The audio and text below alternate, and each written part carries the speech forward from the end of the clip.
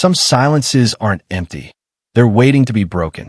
For 5 years, Richard Charles lived inside one, until a single sound changed everything.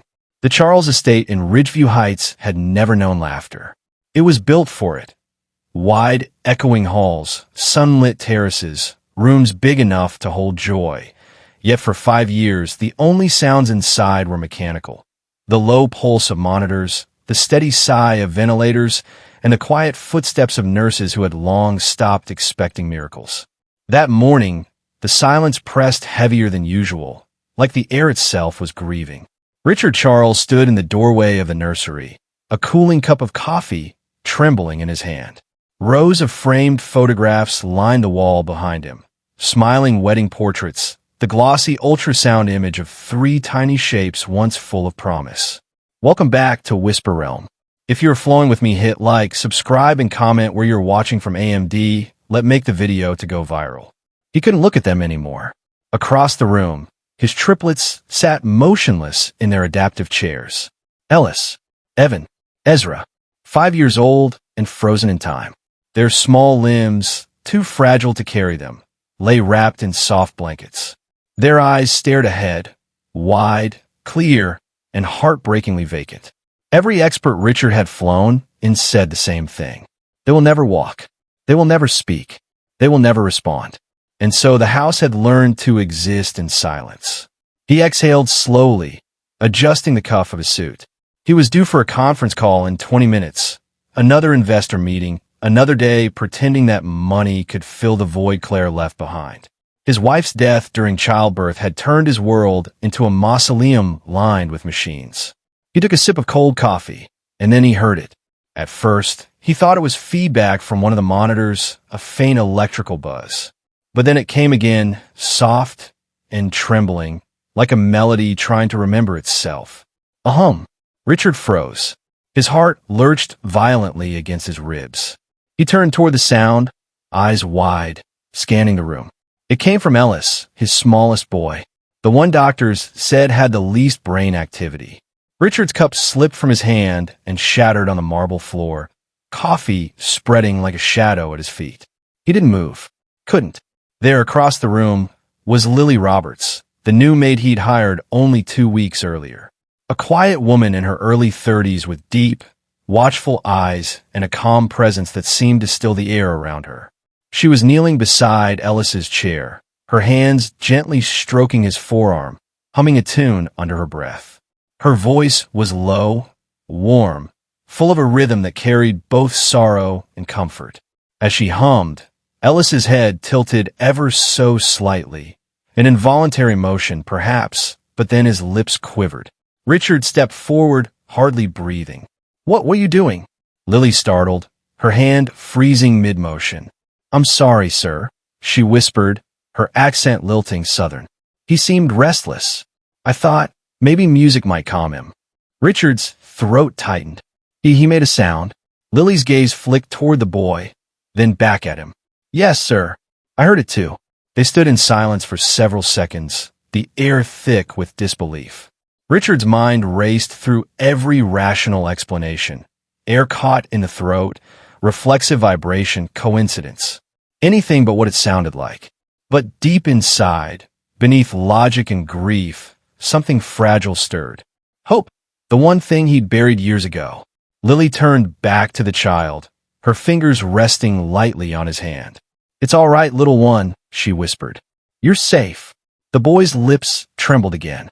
Another hum, longer this time, deliberate. Richard felt the sting of tears behind his eyes. 5 years of silence, shattered by a stranger's voice. He wanted to speak, to ask 1,000 questions, but no words came. Instead, he stood there, a man who had everything, watching the impossible happen in front of him. For the first time in years, the mansion didn't feel dead. And though he couldn't yet explain it, Richard Charles knew that this morning would divide his life in two, before the sound and after it. From that day forward, the air inside the Charles estate seemed different, lighter somehow, yet charged with questions no one could answer. Richard said nothing to the staff at first, but quietly he began to watch Lily Roberts. She moved through the house like a shadow, never hurried, never idle. The other maids whispered that she was strange, too quiet, always humming songs no one recognized. Richard asked the head nurse to keep an eye on her, to report anything unusual. The reports were always the same. Calm, polite, devoted to the boys. Lily's way with the children baffled everyone. She didn't treat them as patients or broken things.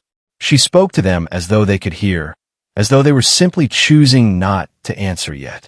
In the mornings, she read picture books aloud, describing every color and shape. In the afternoons, she sang, not the sterile nursery rhymes nurses used, but soft, soulful melodies that seemed to come from somewhere deep within her. Music, one the doctors scoffed when Richard mentioned it. It's not therapy, it's sentiment. But Richard couldn't dismiss what he'd seen, the faint twitch of Ellis's fingers, the way Evan's eyes followed her when she moved. One late afternoon, as sunlight filtered through the lace curtains, Richard paused outside the nursery. Lily was sitting cross-legged on the floor, her head bowed, singing to the triplets. The melody was simple, tender, yet something about it pierced through him. He knew that tune. It took a few moments for memory to surface. Claire, his late wife. She had sung it to her belly when she was pregnant, laughing softly between verses. Our boys will know this song before they even see the world, she used to say. The air seemed to thin around him. Inside, Ezra's lips moved. A sound, faint, raspy, but unmistakable. M-A-M-A. Lily froze. Richard's hand gripped the doorframe as his world tilted. The doctors had said it was impossible. Yet here it was, his son's first word, spoken in the presence of a maid singing his dead wife's lullaby. The silence that followed was deafening. Lily's eyes shone with tears. Richard couldn't breathe. That night, sleep wouldn't come. He sat alone in his study, the fire burning low, his mind chasing one relentless question. Who is she? And how is this possible? The days that followed felt unreal, as though the house itself was holding its breath. Since that afternoon, something inside the nursery had changed. It wasn't loud or sudden, but quiet and steady, a rhythm of life returning drop by drop. Ellis blinked more often, his lashes fluttering when Lily sang. Evan's tiny fingers twitched in response to her stories. And Ezra, the one who'd whispered, "Mama," sometimes made a faint sigh when she entered the room, as if recognizing her presence. The doctors called it coincidental neural response. Richard called it hope. At night, when the rest of the house slept, he found himself drawn to his late wife's memory. He would sit in his dim study, replaying old videos of Claire, her laughter soft, her hand resting on her pregnant belly as she hummed that same tune. The melody filled the room like a ghost, echoing through the quiet. But when he listened closely, he noticed something uncanny. Lily hummed the same lullaby, not an imitation, but an echo. Her version carried the same rise and fall, the same small hesitation before the final note, as if she knew it by heart. He told himself it was impossible. Claire had written that song for their unborn children. No one else could have known it. Yet Lily sang it effortlessly, with a tenderness that made his chest ache. His curiosity soon became something darker, an obsession. He began to shadow her quietly, finding excuses to pass by the nursery, to linger at the doorway while pretending to check on the staff. Lily never noticed, or perhaps she did and chose not to let on. Late one night, long after midnight, Richard wandered down the hall and paused outside the nursery door. The faint glow of the night light spilled through the crack. Inside, Lily's voice trembled, not singing this time, but speaking. "I used to sing this to my baby girl," she whispered, her words breaking softly. Her name was Amara. She had the same still eyes, the same quiet breath. I promised her I'd keep singing, even when she couldn't hear me anymore. Richard felt his chest tighten. He heard her sob once, muffled, fragile, then silence. He stepped back before she could see him, guilt and empathy colliding inside him. For the first time, his thoughts about Lily weren't shaped by suspicion or disbelief. They were shaped by something far more human, understanding. The next morning, the air between them felt different, fragile like glass that could crack under a whisper. Richard had spent the night awake, haunted by the sound of Lily's voice in the dark, the way she'd spoken to her lost child with such raw tenderness. By dawn, he couldn't hold the questions back any longer. He found her in the nursery, folding small blankets near the window. The sunlight caught the faint shimmer of moisture in her eyes. "Lily," he said softly, "who was Amara?" She froze. Her hands tightened around the fabric before she turned to face him. For a long moment, neither spoke. Then, in a voice barely above a whisper, she said, "My daughter." Richard waited. "She was born like your boys," Lily continued, her gaze drifting toward the triplets. "They said she would never move, never speak, never live beyond the bed. But I couldn't accept that. So I learned. I read, I listened, I prayed. I sang to her, songs that spoke to her spirit, not her body." Her voice trembled, but did not break. For 7 years, she never said a word. And then one morning, she smiled. Just once. That was enough for me to know she heard me, that she knew I loved her. Richard swallowed hard. What happened to her? Lily's eyes softened, distant. She fell asleep one night and didn't wake up. I thought my world ended right there. A faint smile ghosted across her lips. But when I saw your boys, I felt her again, like she was telling me, "Keep singing, Mama. There are others who still need it." Silence lingered, heavy and sacred. Richard turned away, his chest tightening with emotions he couldn't name. Admiration, sorrow, guilt. For years he'd hidden behind doctors and data, while this woman, armed with nothing but love, had done the impossible. That night, he wandered through the dim corridors of the mansion, unable to sleep. He found himself in the attic, a place he hadn't entered since Claire's death. Dust clung to every surface. Boxes lined the walls like forgotten memories. And there, beneath the single hanging bulb, was Lily. She held a small wooden music box in her hands. "I found it in that trunk," she said quietly. "It plays the song your wife wrote." She wounded gently. A hauntingly beautiful melody filled the air, Claire's lullaby. Downstairs, the monitors flickered.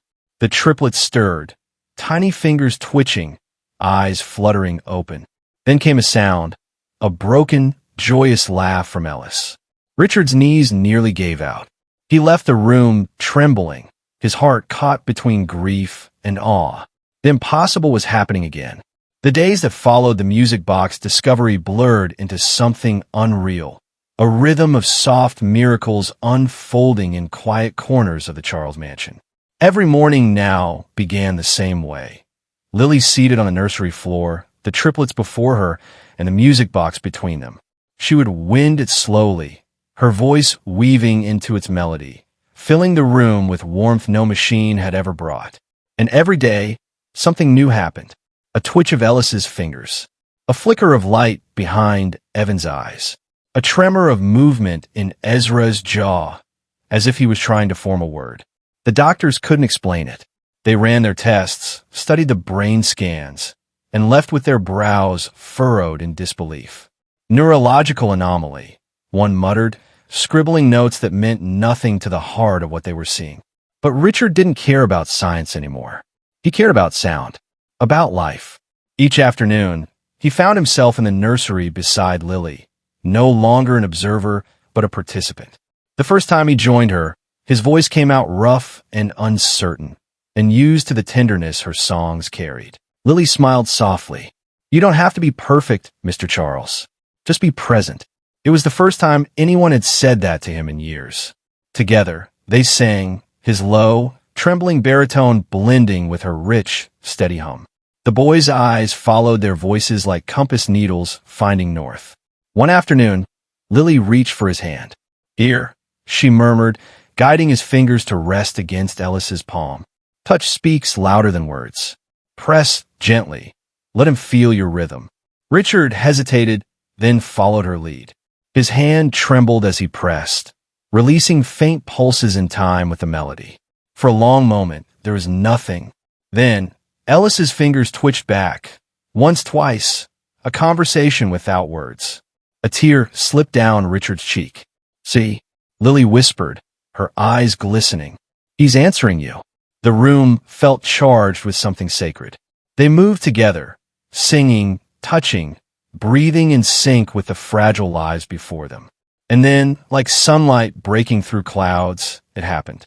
A sound, small, breathy, but unmistakable, laughter. Ellis let out the first giggle, a broken melody that startled them both. Then Evan joined, a sputter of joy. Ezra followed, his voice cracking into a soft, airy laugh that echoed across the room. Lily pressed her hands to her mouth, tears spilling freely. Richard laughed too, an unsteady, disbelieving sound that turned into a sob. For the first time in 5 years, the Charles mansion wasn't silent. It was alive. As the children's laughter filled the space where grief once lived, Richard felt something unfamiliar settling over him. Not shock, not sorrow, but peace. He looked at Lily, her face radiant in the afternoon light, and realized the mansion's healing had begun the moment she walked through its doors. And for the first time in years, he didn't feel alone. It began with a low rumble, distant and harmless, like the growl of a restless sky. By nightfall, the storm had swallowed Ridgeview Heights whole. Rain lashed against the windows, turning the glass into trembling mirrors of lightning. The wind howled through the cracks of the old estate, and thunder rolled over the hills with a violence that shook the chandeliers. Richard had just finished a late call when the lights flickered, once, twice, and went out completely. The mansion plunged into darkness. He grabbed a flashlight from his desk and raced down the hallway, the beam cutting through the black. In the nursery, the steady hum of machines had fallen silent. No monitors, no ventilators, nothing but the rising wail of the storm outside. Then came another sound, smaller, more fragile, yet infinitely more terrifying. Crying. Not mechanical beeps, not air leaks. Crying. Richard's breath caught in his throat. He swung open the nursery door, and the beam of his flashlight found the triplets wide awake. For the first time in their lives, they were screaming. Their eyes, usually glassy and distant, were wild with fear. Their small bodies shook uncontrollably, muscles seizing under the weight of panic. Hey, it's okay, Richard said, dropping the flashlight and rushing to them. His voice trembled. He tried to touch their shoulders, to hold them the way he had seen Lily do. But the cries only grew louder, desperate, piercing, raw. He had never heard their voices before, and the sound tore something inside him open. Please, he whispered, voice breaking, please stop crying. A flash of lightning flooded the room, and then a shadow in the doorway. Lily. She appeared, drenched from the rain, her hair plastered to her face, clothes clinging to her skin. She'd been outside, checking the generator. Without hesitation, she crossed the room, kneeling between the boys. Her voice rose above the storm, soft but steady. Hush now, little ones. Mama's here. Then she began to sing. The lullaby, Claire's lullaby, floated through the dark like a beacon. Every note shimmered against the thunder's growl, threading calm through the chaos. Slowly, impossibly, the cries began to fade. Ella stopped first, then Evan. Finally, Ezra's sobs dwindled to small hiccups. Their bodies relaxed, heads turning toward Lily's voice. Richard stood frozen, flashlight forgotten, the storm raging unnoticed beyond the walls. He could hardly breathe as one of the boys, Ellis, whispered through a trembling mouth. Ly. The name hung in the air, fragile and sacred. It wasn't Daddy. It wasn't Mama. It was her. Richard's knees gave way. He sank to the floor, the truth cutting through him sharper than any lightning strike. It wasn't wealth, or medicine, or even blood that had awakened them. It was love. Her love. As thunder rolled across the hills, Lily kept singing, her voice wrapping around the children like a promise. And in the flicker of candlelight, Richard wept, not out of sorrow this time, but surrender. Morning came softly after the storm. The rain had stopped, leaving behind a silver mist that hung low over Ridgeview Heights. The air smelled of wet earth and pine. For the first time in years, the Charles estate didn't feel haunted. It felt alive. Richard walked the halls in silence. The machines in the nursery hummed again, steady and calm. Somewhere upstairs, he could hear faint laughter, the triplets' nurses whispering in disbelief about what they had witnessed during the night. He couldn't bring himself to face Lily. Not yet. Every time he closed his eyes, he saw the children trembling, then quieting beneath her touch, and he saw himself standing useless in the corner. The sound of Ellis's voice, whispering Leo why, echoed through his chest like a confession. Jealousy, gratitude, shame, they twisted together inside him, a tangle of emotions too heavy to name. By noon, he found himself driving without direction until the road led him to the small cemetery at the edge of town. The wind carried the faint scent of rain as he knelt before a marble headstone, Claire Margaret Charles. He hadn't been here in years. For a long time, he said nothing. Then, from his coat pocket, he pulled out the wooden music box Lily had found in the attic. Its lid creaked softly as he turned the key. The lullaby began to play, the same melody that had once filled the nursery with dreams. But now, he could hear something different in it. Lily's voice. Her version.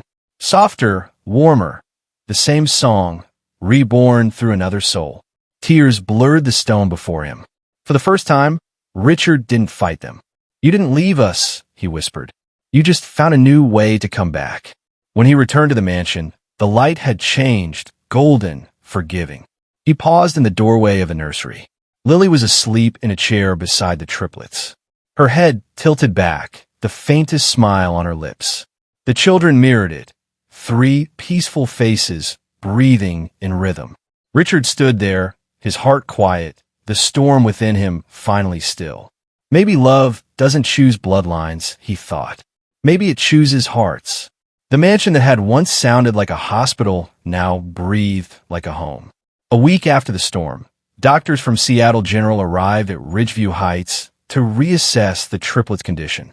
They expected silence, stillness, the same report they'd been filing for 5 years.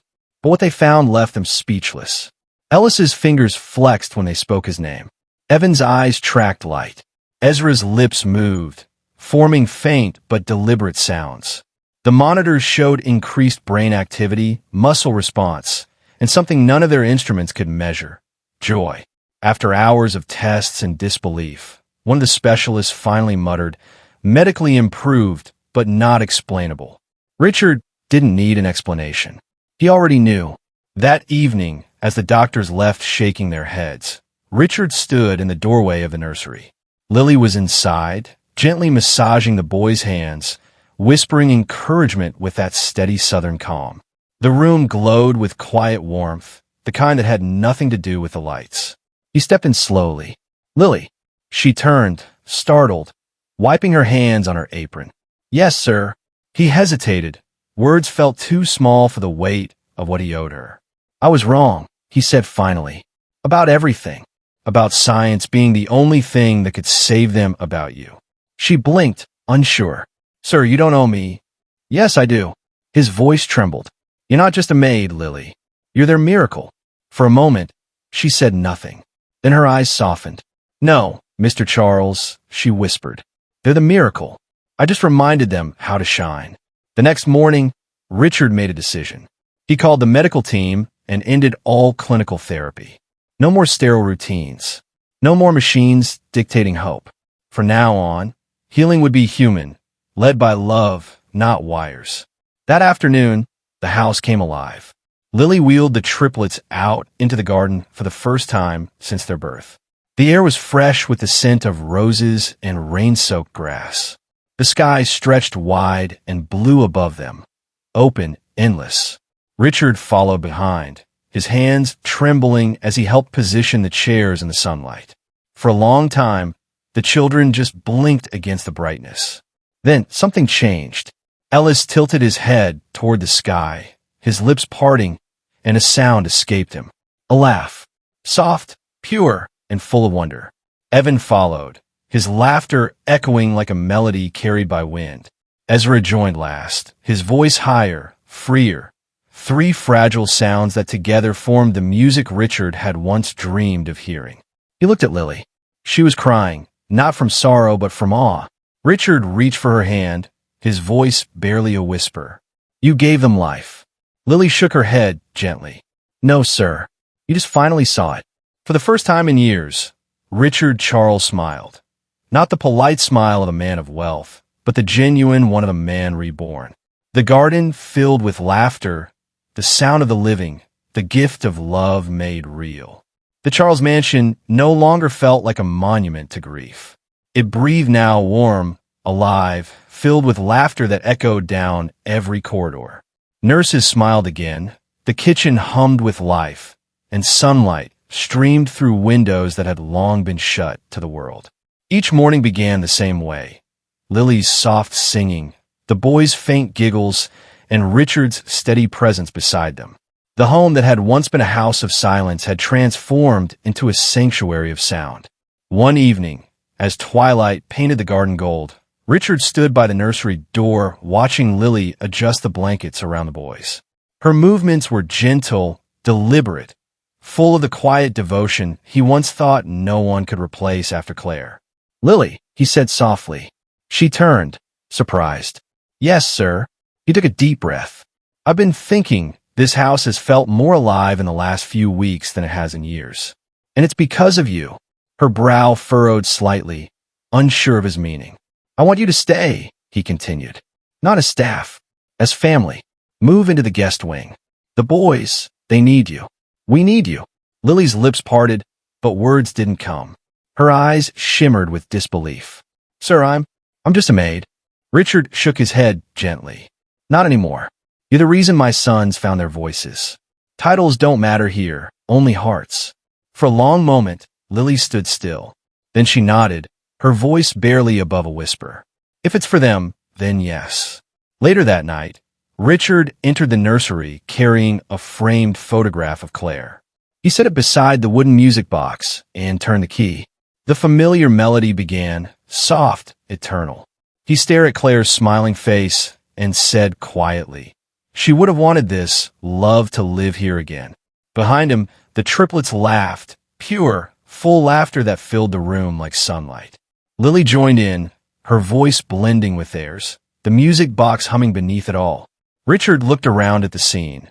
3 children reborn, a woman who had healed them, and a home no longer defined by sorrow. Outside, the evening light stretched long across the garden as Lily gently pushed the triplets' wheelchair toward the open doors. The lullaby followed them into the sunlight, a song of endings and beginnings, of love that refused to die. Thank you for staying to the very end. If you're captivated with the story, like, comment, and subscribe. Help me make the video go viral because tomorrow's story will be more captivating. Thank you.